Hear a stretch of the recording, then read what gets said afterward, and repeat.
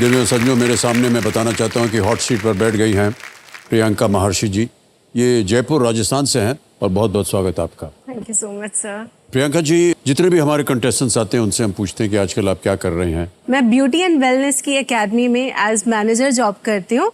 Basically ये एक academy है जहाँ लोग कॉस्मेटोलॉजी से रिलेटेड कोर्सेज सीखने के लिए आते हैं, like makeup, hair and beauty therapy. इसके अलावा सर और भी बहुत सारी चीज़ें होती हैं, लाइक नेल आर्टिस्ट है। सो डर्मेटोलॉजिस्ट से पहले जो भी काम होता है आपको अच्छा खूबसूरत दिखाने के लिए, वो सब एक कॉस्मेटोलॉजिस्ट करता है। वो सारे कोर्सेज हम करवाते हैं। ऑलराइट, बहुत अच्छी बात है, बहुत बहुत बधाई आपको। कंपनी के रूप में आप कैसे लाए हैं प्रियंका जी? सर मेरे हस्बैंड आए हैं जी, और मेरे प्रणाम फादर करता हूं आपको। और मेरी छोटी सिस्टर आई है। बहुत बहुत स्वागत हमारे इस कार्यक्रम। तालियां बज जाए इनके लिए एक बार फिर। ओके प्रियंका जी, जल्दी से आपको बता दें कि आप स्पॉटलाइट पे हैं और खेल की शुरुआत करते हैं। खेल के जितने भी नियम है उससे आप अवगत हैं, इसे ध्यान से देखिएगा। कभी भी आपको लगे तो इसका उपयोग कीजिएगा। ऑडियंस पोल है, 50-50 है, video call of friend. Alright, तो प्रारंभ किया जाए। चलिए खेलते हैं, कौन बनेगा करोड़पति। Priyanka ji, let's play. प्रियंका जी, पहला प्रश्न आ रहा है आपके सामने। पहला प्रश्न 1000 रुपए स्क्रीन पर ये रहा। कला के संबंध में एक गजल क्या है? With respect to the arts, what is a ghazal? A, a style of painting, B, a dance form, C, a musical instrument या D, a poem। एक चित्रकारी शैली, एक नृत्य रूप, एक वाद्य यंत्र या एक कविता। Sir please lock option D, एक कविता। एक कविता पे ताला लगाया जाए। सही जवाब दिया आपने और जीत गए यहाँ पे 1000 रुपए। गजल जो है वो कविता की एक शैली है और जो आमतौर पर प्रेम के विषयों को लेकर के ये संबंधित होती हैं। उर्दू साहित्य में कई प्रसिद्ध गज़ल लेखक और गायक हैं और उनकी शायरी जो है वो गज़लों में जब रूपांतर होती है तो बहुत सुंदर गाए भी जाते हैं और उनके शब्द जो हैं बहुत सुंदर होते हैं। जगजीत सिंह जी हैं, गुलाम अली साहब जी हैं। बिल्कुल बिल्कुल सही कहा। तो गज़ल वगैरह सुनती होंगी आप? सर मेरा म्यूज़िक जो है उससे एक बहुत स्ट्रॉन्ग कनेक्शन है, क्योंकि मुझे लगता है कि म्यूज़िक मुझे सुबह से लेकर शाम तक मेरा पूरा दिन निकालने में बहुत हेल्प करता है। मॉर्निंग में अगर मैं ऑफिस के लिए लेट हो रही हूँ तो ड्राइविंग में मुझे पैपी सॉन्ग चाहिए होता है दिलजीत का, जो मुझे हेल्प करे खुद को बूस्ट अप करने में। कभी मैं अपसेट होती हूँ या निराश होती हूँ तो मुझे सतेंद्र सरताज को सुनना बहुत पसंद है। और जैसे लो फील करती हूँ तब पंजाबी म्यूज़िक सुनती हूँ। और उसके अलावा जब कुछ भी नहीं समझ में आए तो फिर साउथ इंडियन म्यूज़िक। उसके लिरिक्स नहीं समझ में आते हैं लेकिन म्यूजिक इतना अच्छा होता है कि हाँ मूड एकदम लय और उनकी जो जी सर रिदम होती है वो बहुत अच्छी होती है। आप किस तरह का म्यूजिक सुनते हैं? मुझे सब तरह के संगीत पसंद हैं। अभी टॉप 5 फेवरेट सॉन्ग्स कौन से हैं? अब ये तो कहना बड़ा मुश्किल होगा क्योंकि वो बदलते रहते हैं हर दूसरे दिन। ओके जी। अभी आपकी प्लेलिस्ट में सबसे ऊपर कोई सॉन्ग? जब आप यहाँ से जाएंगी और खेल खत्म होगा तब हम आपको सुनाएंगे। Sure sir, sure. ऑलराइट, आगे चलते हैं। दूसरा प्रश्न 2000 रुपए आपकी स्क्रीन के ऊपर ये रहा। इनमें से क्या भारत सरकार का एक मंत्रालय है? Which of these is a ministry in the government of India? Option सुनिए। A, property affairs, B, home affairs, C, house affairs या डी, कॉटेज अफेयर्स। संपत्ति मंत्रालय, गृह मंत्रालय, भवन मंत्रालय या मकान मंत्रालय? सर गृह मंत्रालय, home affairs. Please lock option B. B, home affairs, गृह मंत्रालय। इस पे ताला लगाया जाए। बिल्कुल सही जवाब दिया आपने। गृह मंत्रालय के अंतर्गत बहुत से उत्तरदायित्व आते हैं जिसमें मुख्यतः आंतरिक सुरक्षा, सेफ्टी सिक्योरिटी होता है, सीमा प्रबंधन होता है, केंद्र राज्य संबंध होता है, केंद्र शासित प्रदेशों का प्रबंधन इत्यादि ये सब होते हैं होम अफेयर्स में। ऑलराइट, अब आगे चलते हैं तीसरे प्रश्न के ऊपर। ये है 3000 रुपए का। प्रियंका जी, ये एक आपको चित्र हम दिखाएंगे और जो प्रश्न है उसी के ऊपर आधारित है। पहले हम प्रश्न पढ़ के सुना देते हैं आपको। ये रहा अगला प्रश्न आपके सामने।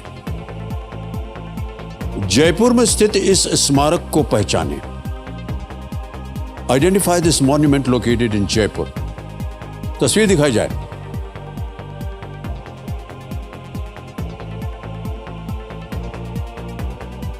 देख लिया? ऑलराइट, अब आपके सामने विकल्प रखता हूं। ए जल महल, बी हवा महल, सी अग्नि महल या D Prithvi Mahal. Sir option A जल महल क्या करें? लॉक कर दीजिए सर इसे। ये जल महल पे ताला लगाया जाए। सही जवाब दिया आपने। जयपुर में सबसे आकर्षक स्थलों में से एक है जल महल या लेक पैलेस।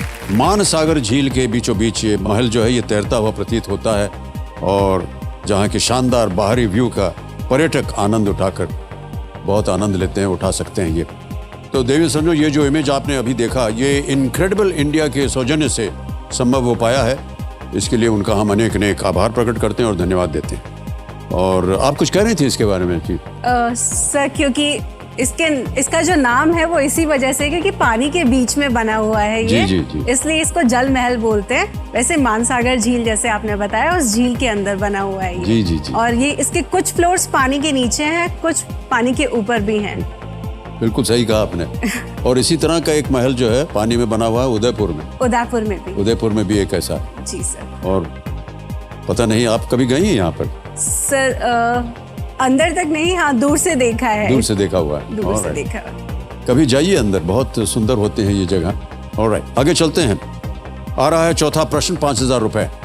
चौथा प्रश्न 5,000 रुपए आपके स्क्रीन पर ये रहा। इनमें से किसका आमतौर पर एक SPF मान होता है? Which of these would usually have an SPF value?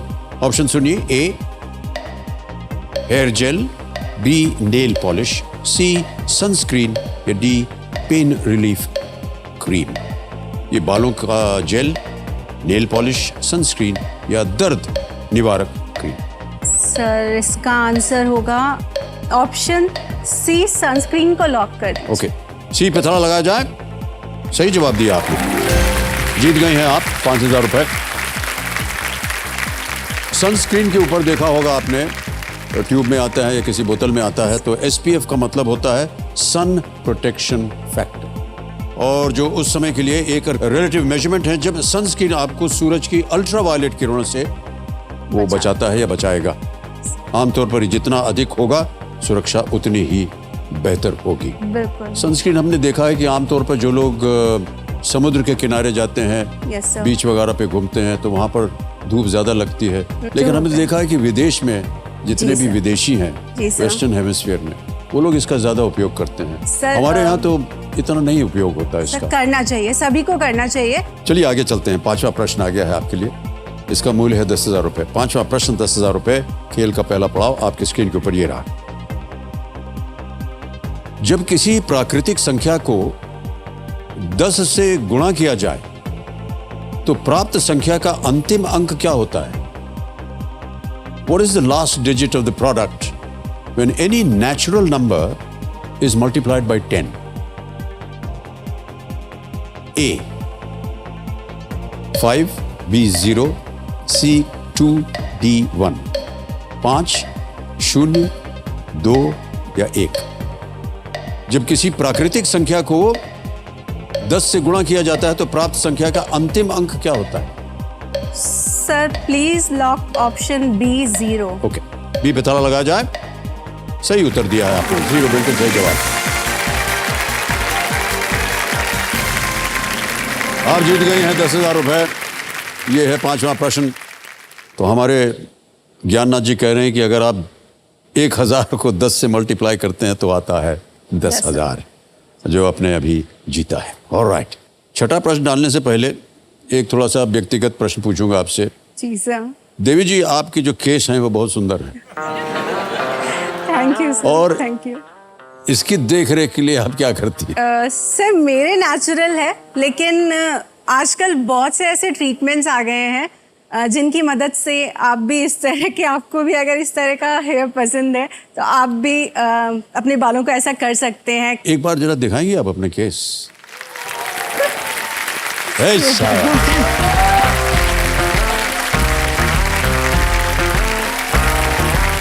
बहुत खूबसूरत। सर ये इससे भी ज्यादा लंबे थे। अभी KBC में आने के लिए मैंने 4 साल बाद पहली बार अपने बाल कटवाए थे, ये इतने थे। अरे तौबा। एक बात बता दें व्यक्तिगत आपको जी सर। कि हमें भी जब महिलाएं अपने केस काट देती हैं हमको बहुत बुरा लगता है। हमको ये अच्छे लगते हैं। बहुत से हमारे जो जैसे लता जी, आपने देखा होगा उनके बाल एकदम घुटने से नीचे एंकल तक थे, इतने वो लंबे। 2 चोटी भी बना कर रखते और वो थे। चुटियां बनाती थी और पता नहीं वो क्या उपयोग करती थी, लेकिन उनके केस हमेशा उतने लंबे थे। बहुत और एक सुंदर बात बात है। व्यक्तिगत बता दें आपको, अपनी पत्नी से हमने ब्याह एक इस वजह से किया था कि उनके केस बहुत लंबे थे।